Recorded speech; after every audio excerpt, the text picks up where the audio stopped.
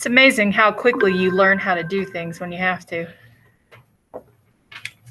Okay, so today we're going to start off with a short video on sponges. And then we're going to go over the notes. And then I have coloring. So that is what we're going to do today. We're going to start off with the sponge. Your assessment for sponges is just going to be answering questions. I'll probably have you do that. I think I put in the agenda that you're going to do it next week, but we may do that on Thursday since you guys will be home and the remaining students will be here. So that may just be something that we're doing.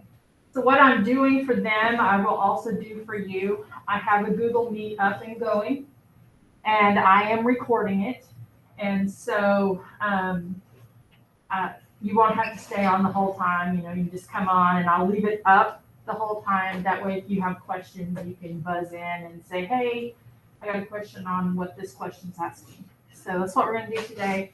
Video first, then notes, then coloring. Does that sound good? Yeah. All right.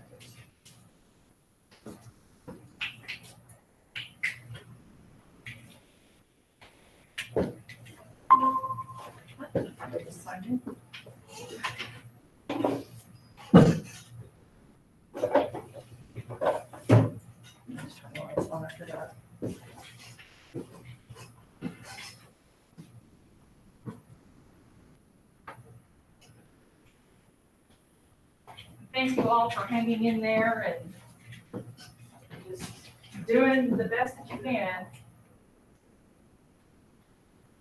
I don't know that anybody can prepare you for a pandemic.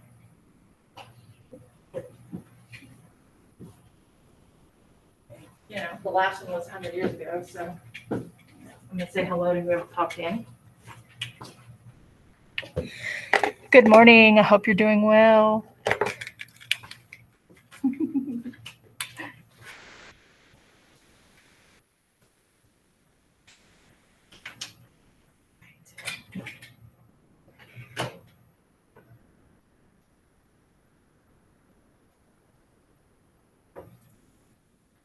Coming up next on Jonathan Bird's Blue World, Jonathan explores the...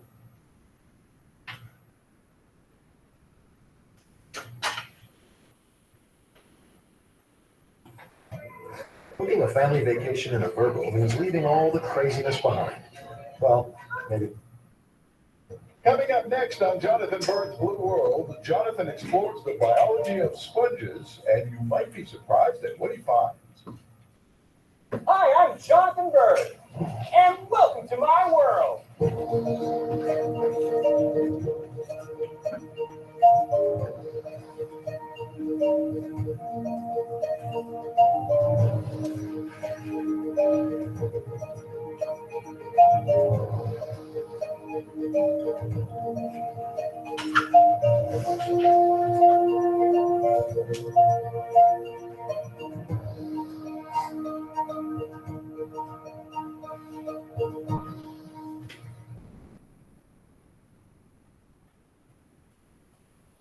When people think of a sponge, they usually imagine something like this. A cleaning sponge for washing the dishes, or for washing the car. Cleaning sponges are synthetic these days, but they used to come from the ocean. Back in the days before we had synthetic sponges for housework, cleaning sponges did come from the ocean. They were harvested by hard hat divers walking along the ocean floor in heavy weighted boots with a rake-like tool to pluck the sponges off the bottom. It was a dangerous and difficult job.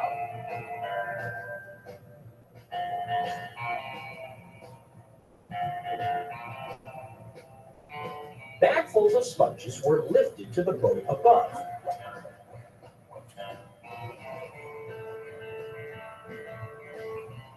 Immediately, the crew set to work cleaning the sponges.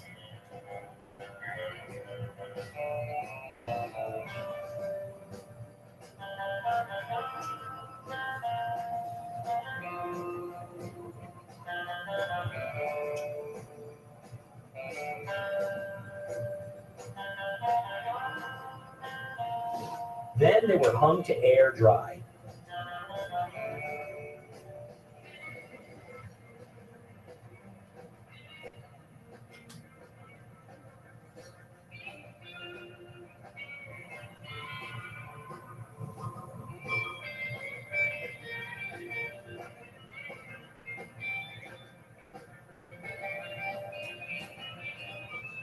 After days or weeks at sea, when the boat was full of sponges, they were taken to shore where they were auctioned to the highest bidder.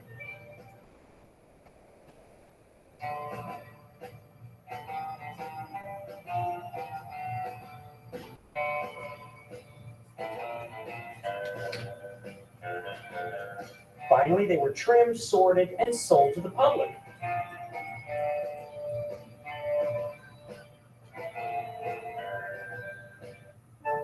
Grammarly does more than catch errors. With Grammarly, you can find really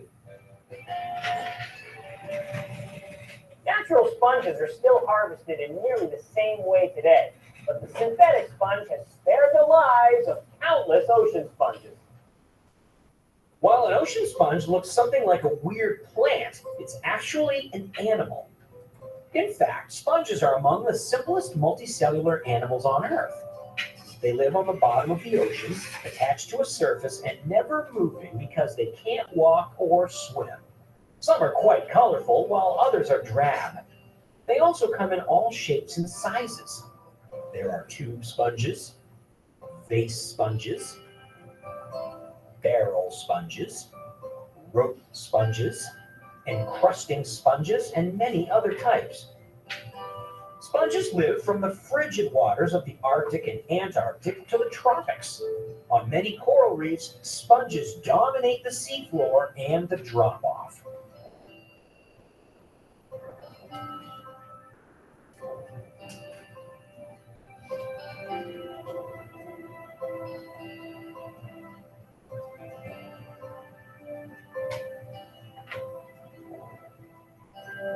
One of the most common sponges on coral reefs is the barrel sponge.